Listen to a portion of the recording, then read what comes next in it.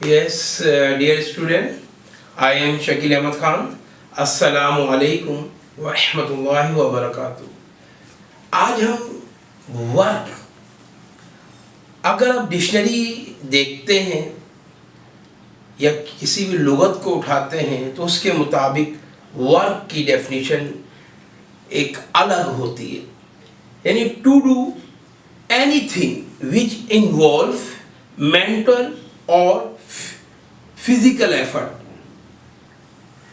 अक्सर हम मेंटल, कोई आदमी काम कर रहा है मेंटली तौर पे या फिजिकली तौर पे कर रहा है काम, बट वी से in physics mental effort is not considered work.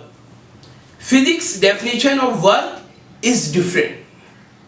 And today we discuss about number 1 definition of work, formula, and 3 special cases we discuss today. अक्सर हम समझते हैं कि एक आदमी एक सीट पर बैठकर काम कर रहा है तो हम उसको फिजिक्स की डेफिनेशन में वर्क नहीं कहेंगे. वर्क है क्या वो भी हम जानेंगे, वर्क का फार्मूला क्या है वो भी समझेंगे. फिर एक और अहम बात, 3 स्पेशल केसेस के बारे में डिस्कस करेंगे कि वो वर्क के क्या होते हैं. याद रखें, work is the dot product of force and displacement. मैं आपको कई डेफिनेशन बता देता हूं. एक डेफिनेशन तो मैंने बड़ी सिंपल बता दी कि work is the dot product of force and displacement. मिसाल के तौर पर ये मार्कर मेरे पास है और इस मार्कर को मेरे हाथ में मैंने रखा हुआ है. चाहे मैं इसको 3 घंटे इसकी जगह पर मैं अगर 10 केजी का आटे का बैग उठा के रखता हूं अपने हाथ में और यूं ही पोजीशन मेरी यही रहती है, तो फिजिक्स की रूह से मैंने कोई काम नहीं किया. मैं बहुत निकम्मा था, मैंने काम ही नहीं किया. हाँ, उस थैले को जब मैंने ऊपर उठाया तो मेरी डेफिनेशन जो अभी मैंने बताई कि work is the dot product of force and displacement, उस रूह से मैंने काम किया जब मैंने उस थैले को ऊपर उठाया. Work is done when force applied on an object या अ बॉडी के लिए एंड डिस्प्लेसमेंट टेक प्लेस. एक डेफिनेशन ये भी हो सकती है. एक डेफिनेशन में आपको और बता दूं, the product of force and displacement in the direction of force is work. अभी आप देखेंगे, समझेंगे कि अक्सर हम मेंटली तौर पर, फिजिकली तौर पर एफर्ट करते हैं, but we say in a physics mental effort is not considered work. आप समझिए कि भाई ये वर्क क्यों नहीं आता. मैंने बड़ी सिंपल डेफिनेशन बता दी और बोर्ड भी मैंने तैयार किया हुआ है, उस पर यही तीनों डेफिनेशन मैंने राइट कर दी कि वर्क है क्या. Work is the dot product of force and displacement. पहली डेफिनेशन तो मैंने आपको ये बताई. फिर दूसरी डेफिनेशन क्या बताई, the product of force and displacement in the direction of force is work. ये डेफिनेशन यहां लिखी. फिर तीसरी डेफिनेशन जो मैंने आपको बताई उसमें मैंने क्या कहा, work is done when force is applied on a body and displacement take place. ये 3 डेफिनेशन मैंने आपको बताई कि वर्क, अगर मैं आटे का थैला इस पोजीशन में रखता हूं, ये मेरे हाथ में आटे का थैला है और 4 घंटे मैं आटे के थैले को इसी पोजीशन में रखता हूं, तो मैं तो निकम्मा हूं, मैंने कोई काम ही नहीं किया जनाब. और जब मैं उस आटे के थैले को ऊपर उठाता हूं यानी फोर्स लगाता हूं फोर्स अप्लाई की मैंने, तो आप देखते होंगे डिस्प्लेसमेंट, ये हम फोर्स पहले भी आपको बता चुके हैं। Force acting on an object is the product of it mass and acceleration. Simple definition पहले हम बहुत, अब पहले वीडियोस हैं एक्सेलरेशन की भी है, फोर्स की भी, आप इसको देख सकते हो, मास की भी है। ये हमारा क्या है, और डिस्प्लेसमेंट क्या है, सिंपल है। Displacement simple definition, shortest distance, सही है, shortest distance initial and final position, यानी initial position from final position. इन दोनों का मल्टीप्लिकेशन जो है उसी को तो हम वर्क कहते हैं। याद रखें, हर चीज वर्क नहीं है। एक बच्चा अपने हाथ में किताब लेता है और वो किताब इस पोजीशन में लेके वो 4 घंटे स्टडी करता है, मतलब फिजिक्स की रूह से हम कहेंगे ये बच्चे ने कोई भी काम नहीं किया, इसने वर्क नहीं किया। तो 3 डेफिनेशन मैंने वर्क की दे दी। फार्मूला क्या है, डेफिनेशन से फार्मूला बनता है और फार्मूले से डेफिनेशन बनती है। Work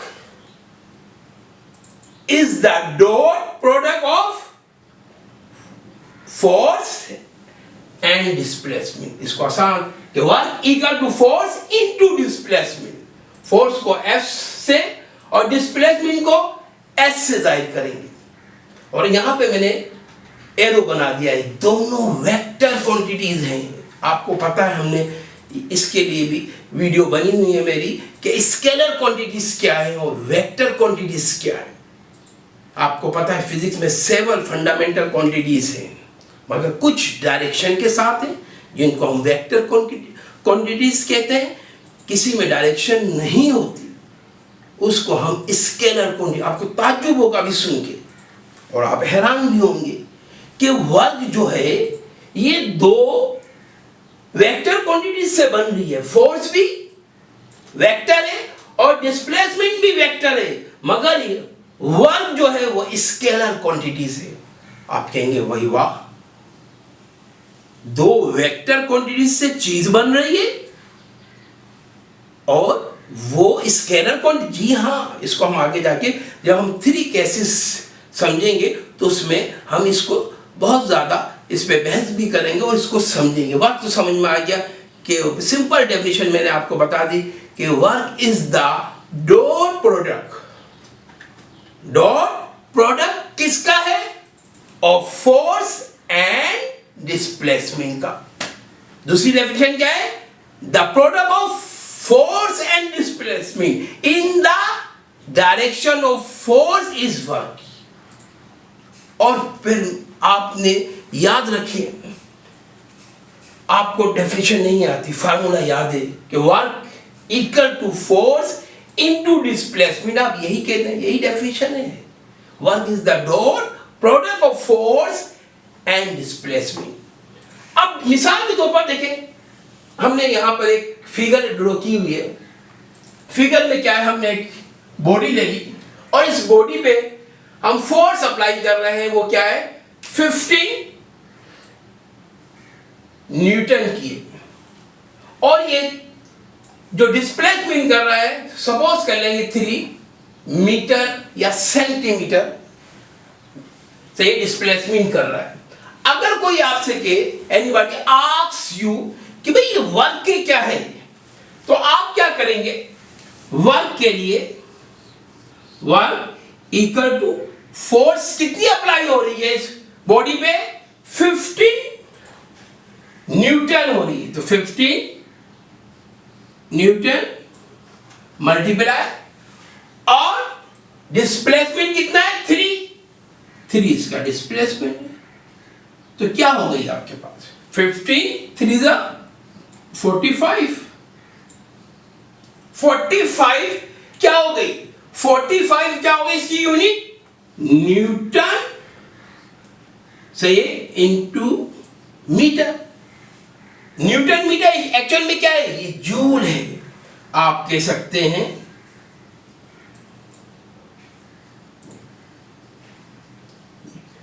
1 joule equal to 1 newton into metre equal to 1 joule होता है। तो पता लगा, याद रखें वर्क की भी यूनिट जूल है और एनर्जी के बारे में हम डिस्कस करेंगे तो उसकी यूनिट भी जूल है।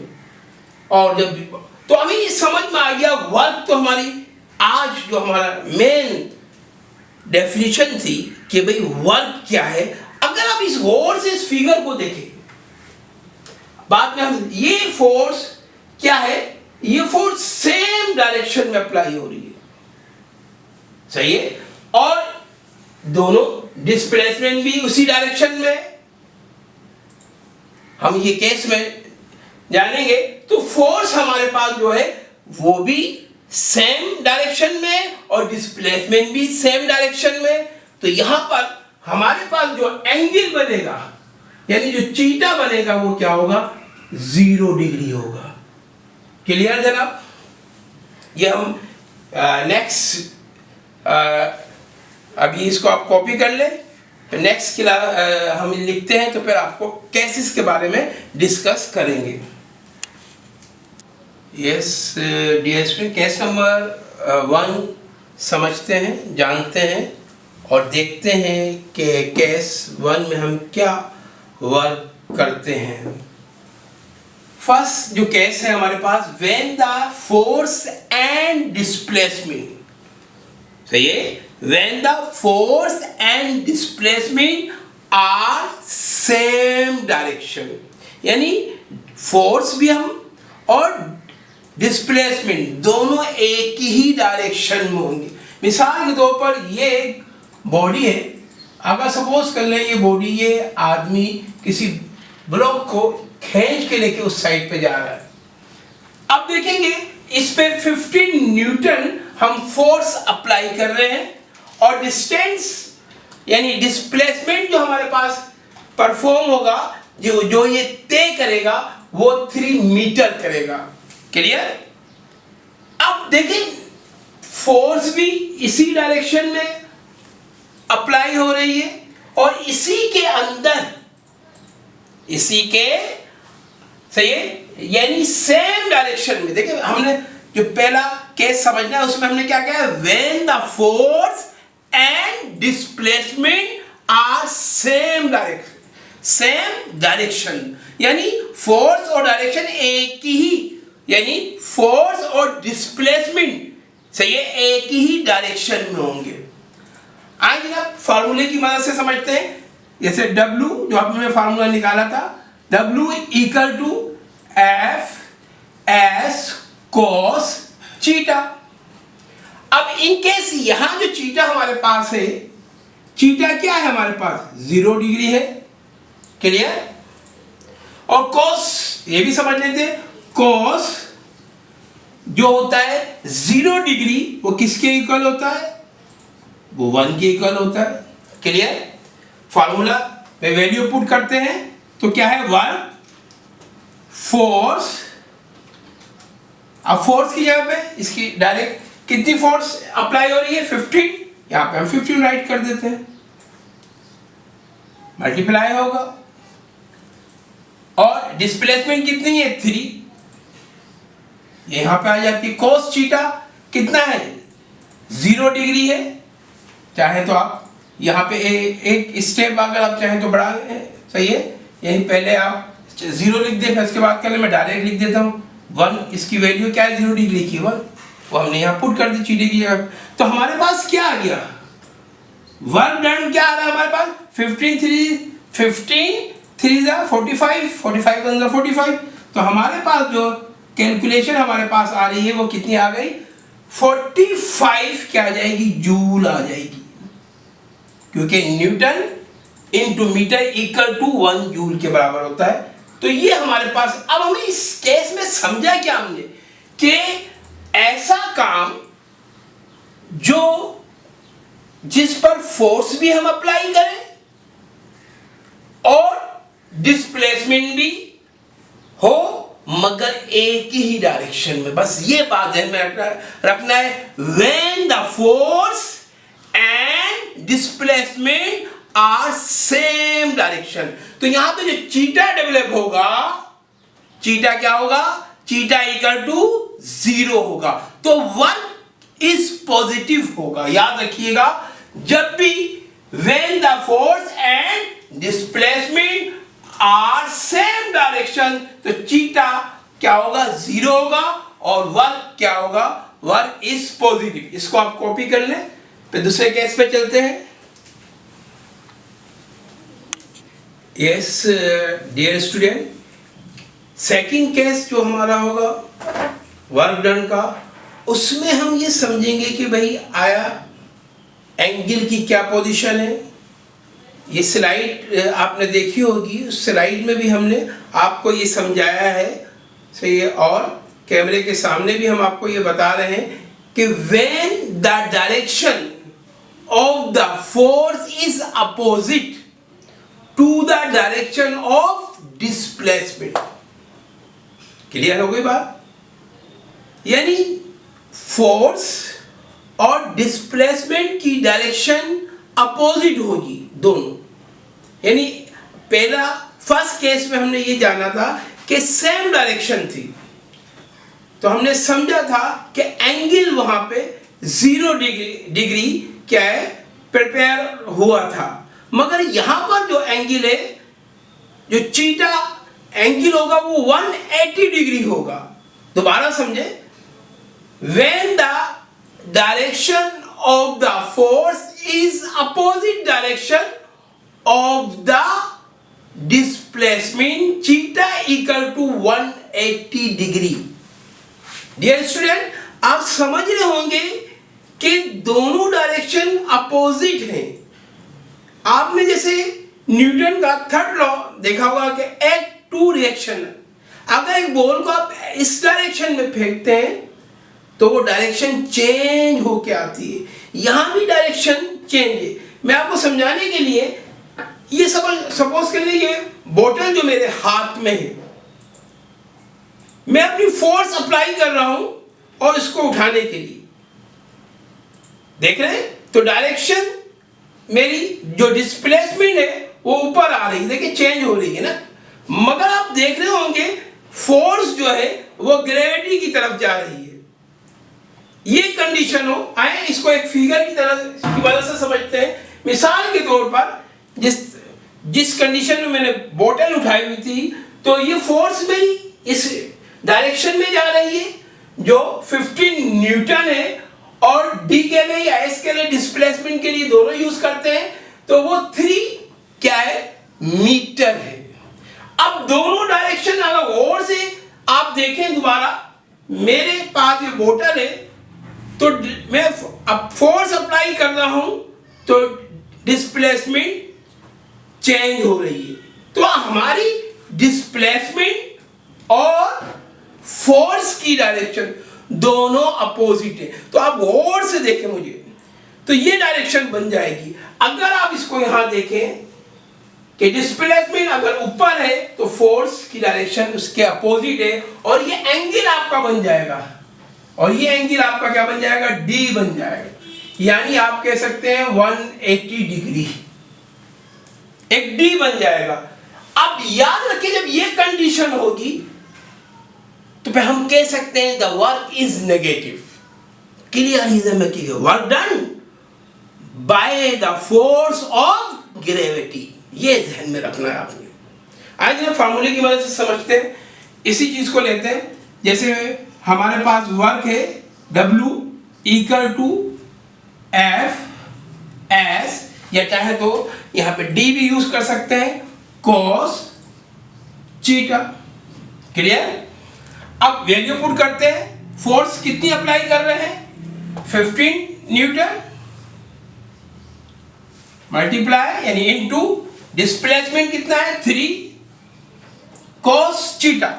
अब cos चीटा की अगर आपको पता है वैल्यू, मैंने यहां बता दी, आप चाहे तो इसका जैसे मैंने फर्स्ट केस में बताया था डेटा आप बना लें, नहीं तो इसकी क्या है, चीटा की जो वैल्यू है अगर आप चाहें तो वो क्या होगी, -1 होगी 180 डिग्री की। याद रखिएगा।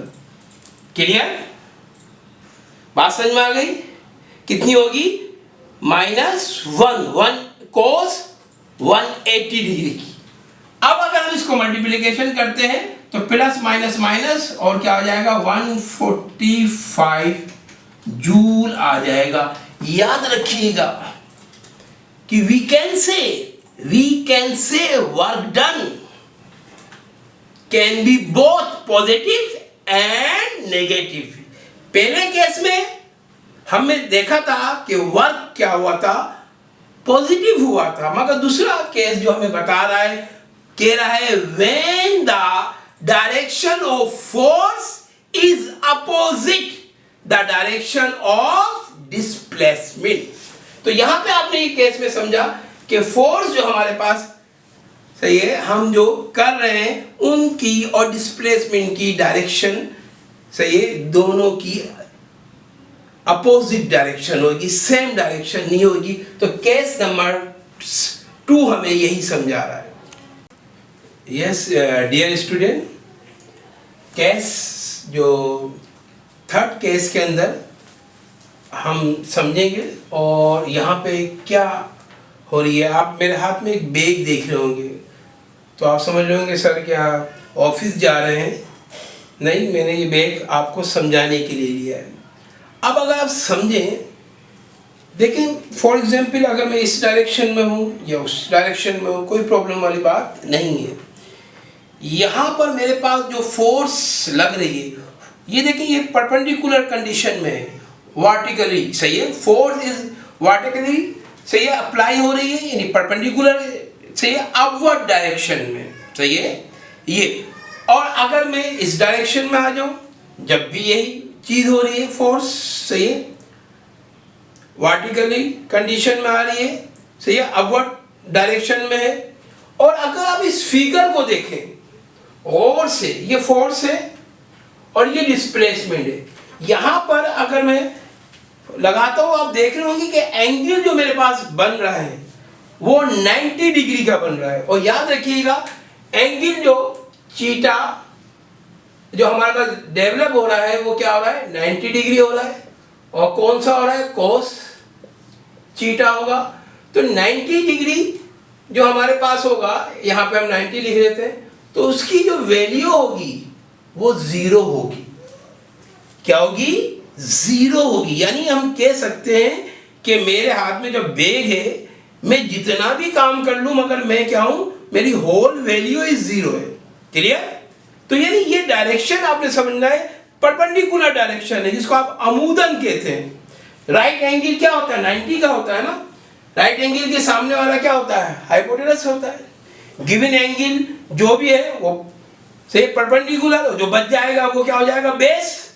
तो यानी यहां पर हमारे पास केस जो है, अगर आप इस फिगर को देखें, when the force act at right angle to the displacement, चीटा कौन सा हो रहा है लिखा हुआ है 90 डिग्री, और 90 डिग्री की वैल्यू क्या है 0 है। अगर फोर्स और डिस्प्लेसमेंट जितने भी हो, जब वो मल्टीप्लाई होंगे तो होल वैल्यू इज 0। आइए जरा समझते हैं। मिसाल के तौर पर हमारे पास चीटा कितना है 90 डिग्री है, तो कोस 90 डिग्री किसके इक्वल होगा, तो आई सेट 0। अब अगर हम इसका फार्मूला लिखें कि work equal to force displacement यानी इनटू डिस्प्लेसमेंट, कॉस कितना है थीटा 90 डिग्री है, तो अगर हम इसकी वैल्यू पुट कर दें, फोर्स हमारे पास क्या है 15 न्यूटन है, इसे सपोज कर लें, यहां पे हमारे पास ये 15 है और डिस्प्लेसमेंट वही 3 है, तो मल्टीप्लाई और फिर cos 90 डिग्री की वैल्यू क्या है 0 है। तो डायरेक्ट अगर चाहे तो मैं यहीं पे लिख देता हूँ 90 डिग्री, यहाँ पे मैं 0 वैल्यू लिख देता हूँ, एक स्टेप बच जाएगा।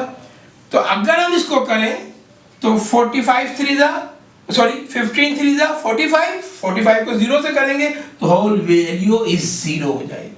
क्लियर। तो हम कह सकते हैं जब भी कोई वर्क, आपको मैंने स्लाइड में भी बता दिया है सही है, केस नंबर 3 की भी, सेकंड की भी और फर्स्ट की भी, और अब इन सब का हम समराइज करेंगे।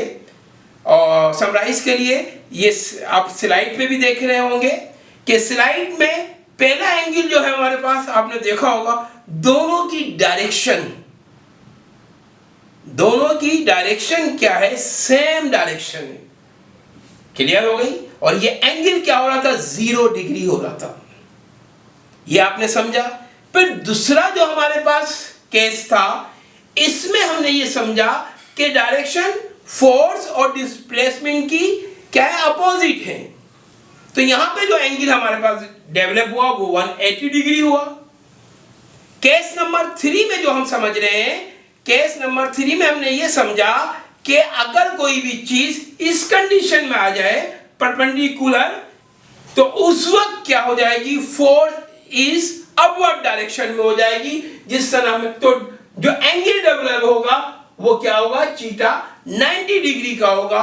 और जब जिसकी वैल्यू कॉस 90 डिग्री की क्या है, 0 है, और जो तमाम चीजों की वैल्यू क्या हो जाएगी, 0 हो जाएगी।